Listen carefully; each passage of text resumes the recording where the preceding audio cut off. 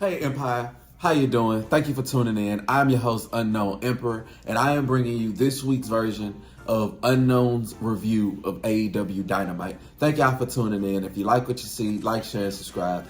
I am going to do so much better with these wrestling review shows because I love wrestling. I just sometimes don't be having the time, but I do appreciate y'all for joining me on this journey. While you're here, I would like for if you speak, leave some comments. Let me know y'all opinions, what y'all like about wrestling, what you don't like, because it's going to help me grow as a review artist.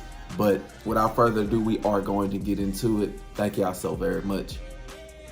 Dr. Britt Baker, DMD, and Mercedes Moné had a contract signing to start off AEW this week. Now, with this segment, it did kind of help me get into the feud a little bit more, but I'm not necessarily deep into it. Now, it's okay and it's good for what it is, but Mercedes Moné was talking to Britt Baker in the ring, letting her know that, hey, they're the past, I am the future. And she signed the contract.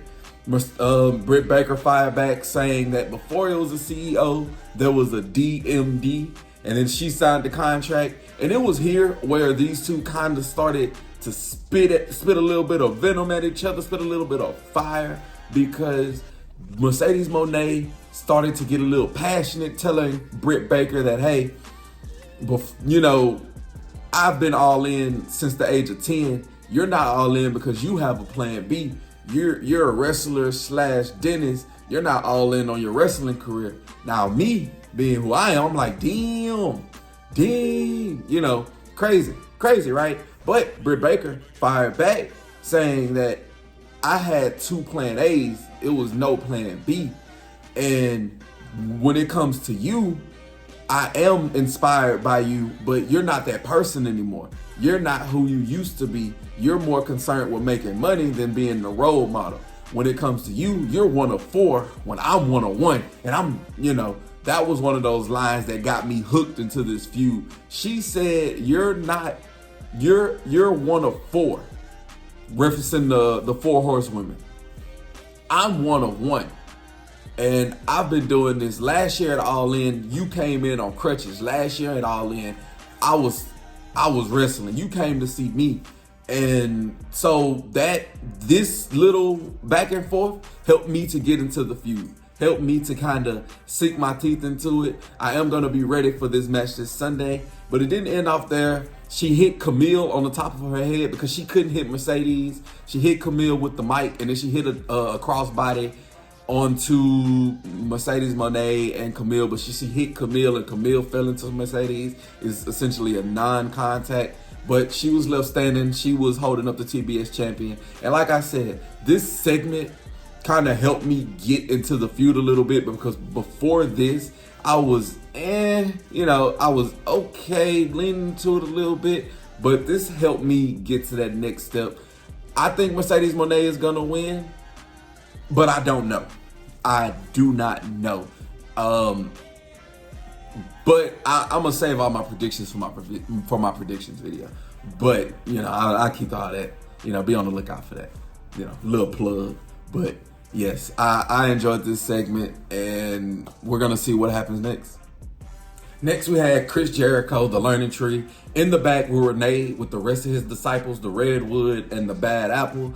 And he was talking about his match with the Tommy Billington and how his point is Dynamite Kid and how does he get it. He hit us with the high guys. This led into his match with Tommy Billington. And he's fighting Hook for that FTW title this Sunday. There is no way that Chris Jericho is going to lose. But Billington had a nice showcase. He did get a whole lot of offense in. He hit this nasty dive. He hit this amazing tombstone. And he took out the rest of the branches from the Learning Tree.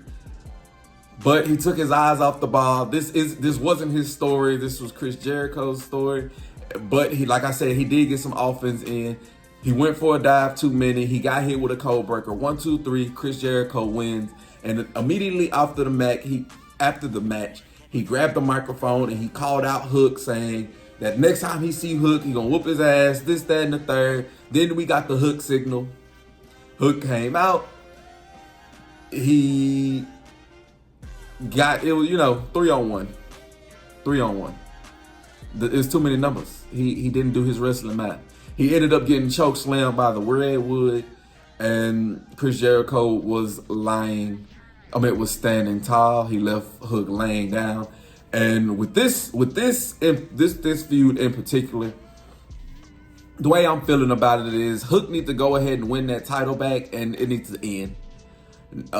This was nice. This was a good little push, but I'm tired of it.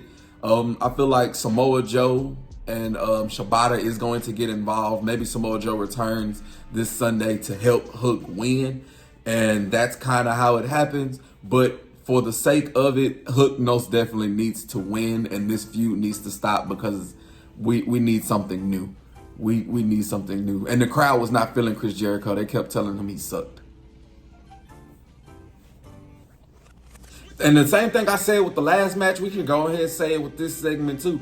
Because it was Toni Storm taking on Saraya for that AEW Women's Championship. And Toni Storm is facing Mariah May, or, that's her story. Like, that has to happen this Sunday. And there was no doubt in my mind that Toni Storm was going to win this match, and she did. These two are great wrestlers, so they were able to showcase what they had. But, I mean, it kind of ended abruptly. Harley Cameron was on the outside for Saraya, and she was causing distractions, but Toni Storm helped that out by giving her a little kiss. Saraya. Oh, I was finna call her Paige. Saraya hit a nasty DDT for the near fall. That was the closest that she got, but again, I didn't gasp. I didn't ooh, this, that, and the third. Toni Storm kissed Saraya. Yeah, she kissed Cameron and also kissed Saraya. And then she hit the Storm Zero. 1, 2, 3. Toni Storm wins. But this match was mostly to set up the aftermath. Mariah May came with that heel. She went upside Toni Storm's head. And she left Toni Storm laying again. She held her, gave her a kiss on the forehead. Now this feud is the best feud right now in AEW. The second best feud going on is whatever feud Hangman Adam Page is having with the Ghost of Swerve Strickland. And that is the second best. But this Mariah May Toni Storm feud is the best thing that AEW has going for them right now. This is one of the first times I can honestly say that they've put so much on the spotlight of this growth of a woman's feud. I could be wrong, or maybe I just didn't have the feeling in the other women feuds, but this one is something that you can sink your teeth into. This is something that you're gonna go deep. This is one of those must-see matches this Sunday with all the other must-see matches, but you gotta enjoy it. Next, we had Will Ospreay make his way to the ring, and he had one of the best crowd reactions, one of the biggest pops that I have heard in a while from AEW. They really enjoyed him. And MJF got the exact opposite. As soon as MJF came to the ring, he got the exact opposite. They booed the shit out of that man, and it was magical to see. Needless to say, MJF came down to the ring dripped up in a USA suit, which was very funny. Like that was very funny. But these two are amazing on the mic. So what I did for about 15-20 minutes was I sat down, I watched, oh my goodness, it was beautiful. These two are two of the best people to ever step foot in the ring, and these two are two of the best people to ever speak on the mic, and they basically just sat down and they gave blow for blow, verbal tennis, punch for punch. Will Ospreay was referencing a lot of stuff from Wales, and that was perfect. They were eating into it. MJF was being one of the biggest dicks, no diddy, that he could possibly be, and that was perfect as well. These two was just trading verbal jabs, doing a whole lot of insider baseball. At least from where I was sitting, it was a lot of insider baseball with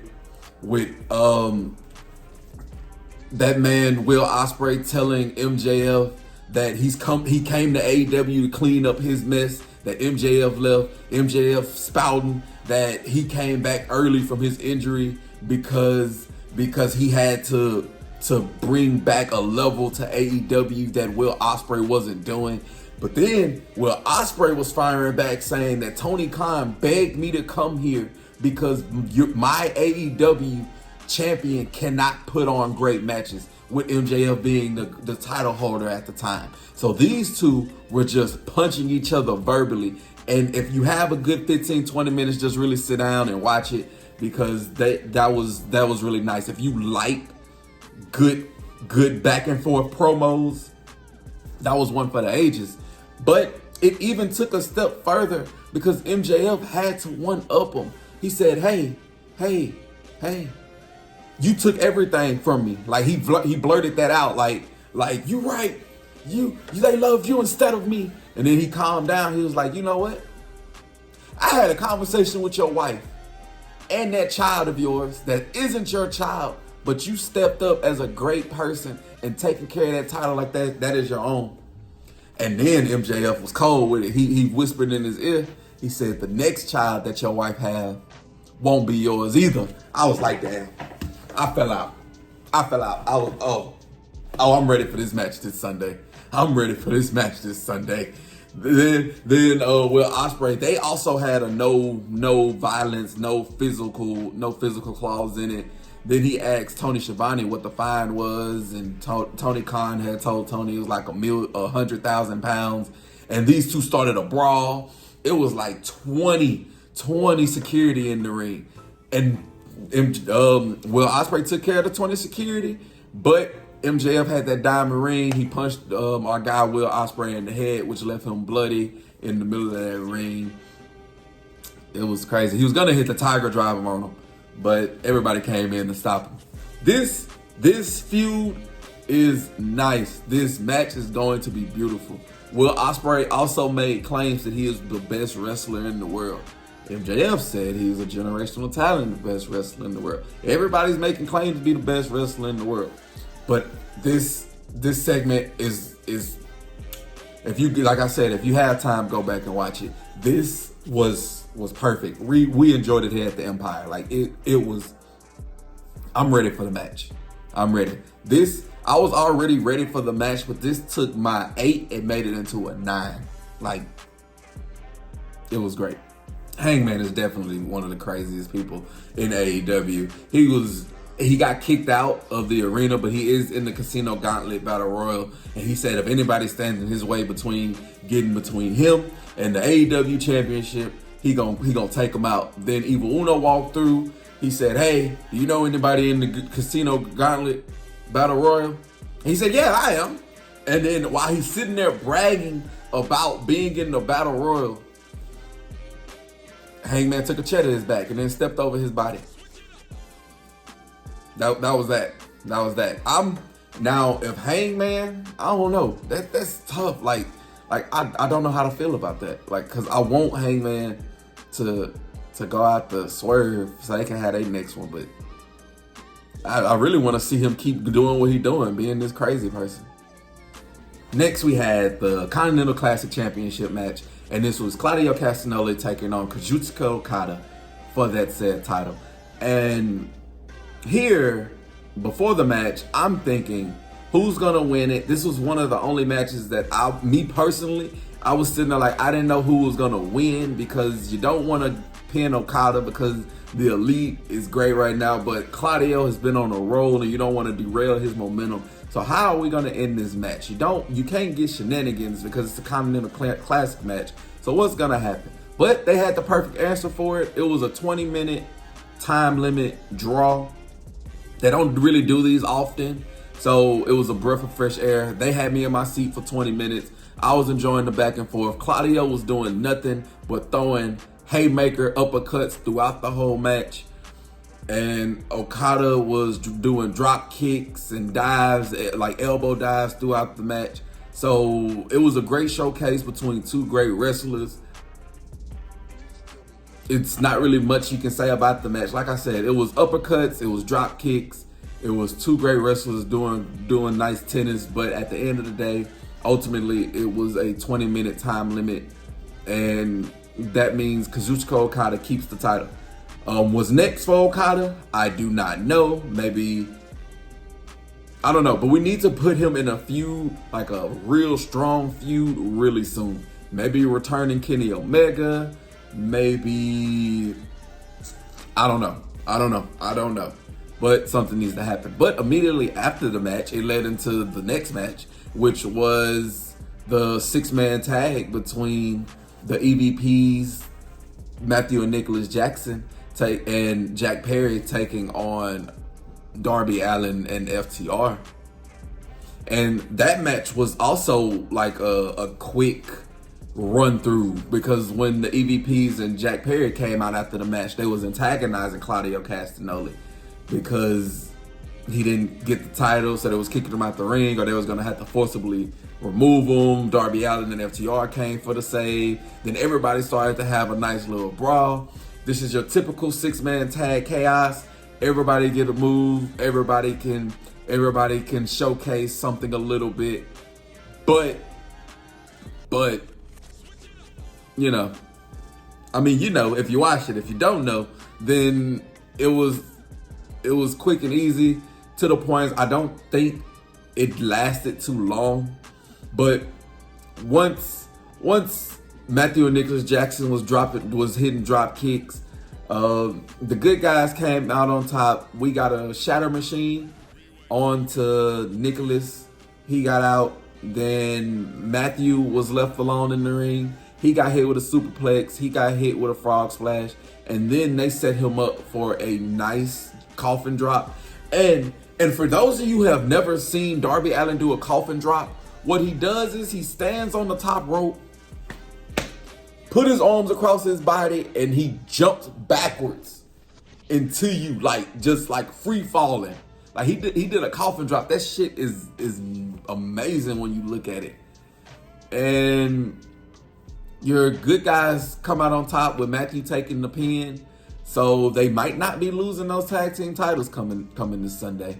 But after the Elite was leaving through the crowd, the Acclaim came out, and the Acclaim made claims, ironically, to the tag team titles, because this Sunday there is a triple threat tag team match with the Acclaim taking on FTR, taking on the Young Bucks.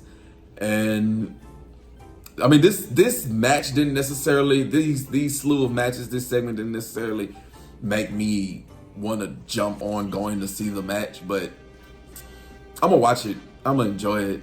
But you know, this was nice, easy watch, and they're not putting too much time into the Young Bucks and the Elite right now. Everybody else is getting a whole lot of screen time, which a lot of people don't really like. But I'm enjoying what they are doing and what they have to offer. And we're gonna see what the next chapter of the story is after All In. And then we get to our main event. And the main event was Nigel McGuinness calling Swerve Strickland out to the ring. He referenced him as the most dangerous man in sports entertainment because Nigel McGuinness does not like Bryan Danielson, and he wants Swerve off on blah, blah, blah, blah, blah. But Swerve Strickland got into the ring and he spit some venom on the mic. He spit some fire, telling Bryan that he is going to cripple him. He yelled at Bryan, telling Bryan that he has disrespected this man. By Bryan telling the world that he wants to go off into the sunset, that he wants to leave on his own terms, that is disrespecting Swerve Strickland. Swerve Strickland wants to be the one to put Daniel Bryan out. He wants to be the one to put him out on that pasture, take him out to the backyard and count down from 10. He wants to do that. He said he is the best wrestler in the world. And that come All In, that Bryan is not going to leave All In. He is not going to wrestle again. Then he said, off the off chance that he summons back up the courage to wrestle after Swerve puts him out of his misery, he gonna be there. He said, you at the store and you just think in your head, dang, I might want to wrestle. I'm gonna be in the next aisle. You gonna get a kick to your head. I'm gonna be there. You driving and you just think about, maybe I might want to wrestle again. I'm in the passenger seat. I'ma beat her. Then he said, he said, you at the crib talking to your wife and your kids. And you, oh baby, I think I can wrestle again. I think I can. Guess what? Guess what he gonna be? Yeah. But Bryan Danielson has obviously heard enough. You said his wife, you said his kids. He came out, he did no talking before. He did his psycho knee, knocked out Swerve Strickland. Swerve Strickland came out the ring. Bryan Danielson grabbed the mic and said, I am the best fucking wrestler ever of all time. And I have been for the last 20 years. You said you're gonna cripple me in front of my kids? I dare you, because I will leave my soul in this ring. You are going to have to kill me. And he said, I am going to win that AEW championship. If you agree with me, what you gonna say? And yeah. He said, this is his goddamn time, and he gonna do it. And then AEW went off air with these two just staring at each other and let you know it was super duper serious before the main event of All In. This show was nice. It progressed a whole lot of stories. It had a lot of matches that you knew the outcome of it, but there was nothing wrong with it. They were just trying to set up for where we can get to Wembley this Sunday. I'm ready for this main event as well because Bryan Danielson is one of the best wrestlers, if not the. If you were to tell me that Bryan Danielson is the best wrestler in the world, I wouldn't fight you on it. I wouldn't argue that. If you were to tell me that Swerve Strickland is the best wrestler in the world, I wouldn't fight you on that. I wouldn't argue that. So this match this Sunday is going to be, because I honestly don't know who is going to win. I don't know who's going to get involved. I don't know what's going to happen. But I'm going to sit down while I'm at work, turn it on, and just watch some nice wrestling and just enjoy every second of it. Thank y'all for watching. This was Unknown's review of AEW Dynamite. You let me know what you thought about it in the comments down below. While you're here, check out other videos. We do more than just wrestling reviews. And like I said, I'm going to do better going forward with these reviews so I can be a little bit more consistent and dive into my wrestling fandom. I do appreciate y'all for joining the Empire. Y'all have a blessed one. I will see you when I see you.